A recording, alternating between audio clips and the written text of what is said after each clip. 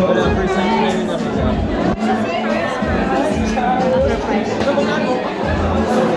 As in, today lang sa Pilipinas. So, gaano kayo ka-excited?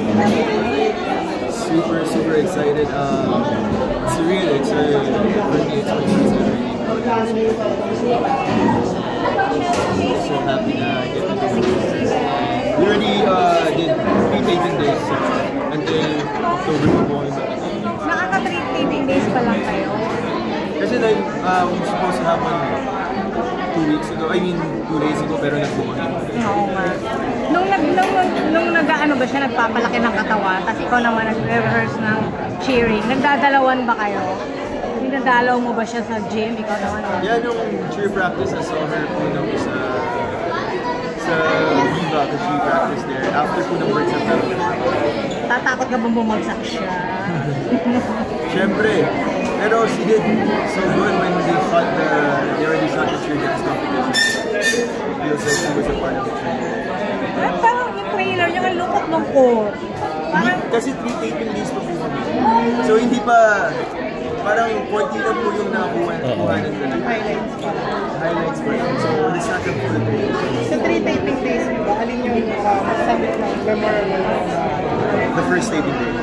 Kaya namamapa ko it felt like, wow, this is it. It's finally, we've been waiting for this for a long time. And yeah, it was crazy na finally nakita namin yung first taping.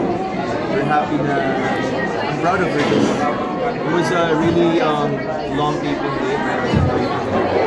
Aya, what do you like about Gab as your leading man?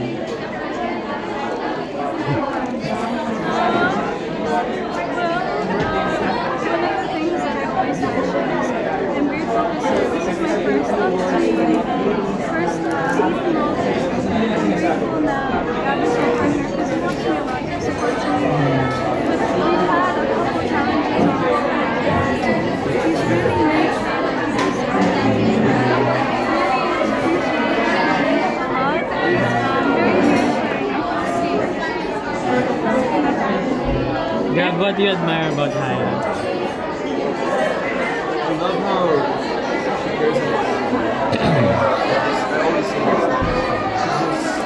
she cares about the world. Pero like, I love how determined she is to be great. Sometimes she's being too hard on herself. And I always tell her na be proud because she's the first year na palang sa showbiz and she's doing this big project. And last time we did the music video, she did really good job this cheer dance competition. I mean, for a new actor, like, I've been in these shows before. So parang nakikita ko yung sarili ko sa kanya from the past. I always just relax and just kind of like process and really do Pero so, syempre namin yun ang pinagsasama, nag-music video, yung mga mall tour kayo, diba? Ano pa yung na-discover nyo something sa isa't isa na parang, ay sigap pala makaka. May mga ganun ba? Mga discovery na gano'n. Pure. We both grew up in the US po. Nakakatuwa kasi yung unang first time we hung out, like, before we Tapsilog. And that's one of the scenes sa book. And we got to know each other, and I'm glad we like the same movie.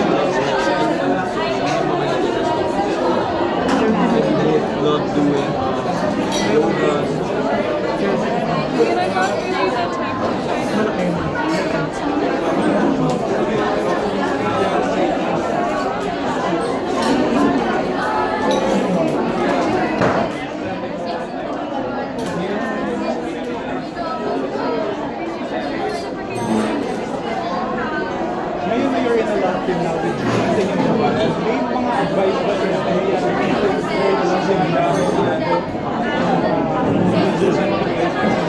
Yeah, of course. Siyempre, lagi din kami nagkakasama. A few weeks ago, we were together. And just enjoy the ride.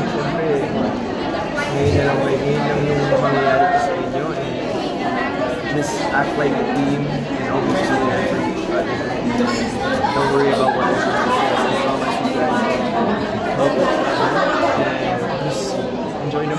Anong pakiramdam ng mga kamag-anak niyo abroad, tsaka yung mga kaibigan niyo abroad? Nainggit ba siya sa'yo, yung mga friends mo? Nasikat ka na dito? They're very proud of me. Sometimes they're surprised. Nagulat sila na out of nowhere, like, seems to be getting all of the support and attention. But they're very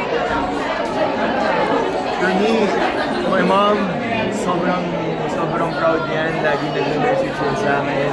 Because she's really a stage mom and because she wanted Long to be, distance. she wanted to be an actress when she was young. But now she's a nurse in the US and every day mag-message siya kung kailan ako yung start. And my lola is a big teleserye fan din and I'm just glad na nalalabas na to this August 16 and magpapakitaw na sa kanya. Kasi namiss na. I haven't seen them for a while. Nakakatuwa, Gab, no? Kasi medyo matagal mo na hinihintay itong break na to. And finally, it's here.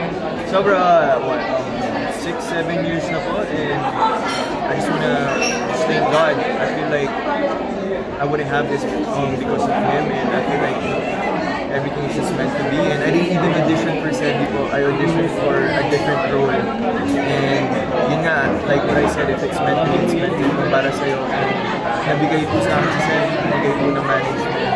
I'm just super grateful for that. Gab, how do you work on your chemistry? Bilang medyo matagal pa kayo mag-taping, di ba? Yeah, May mga pakilig ka ba kahit sa set, ganyan? Sweet thing? no, of course, sa workshop, we've done relationship works and then syempre tinatry namin i-work yung relationship tapos hinahatid ko po siya kung kailangan ko mga people malapit lang din po sa amin.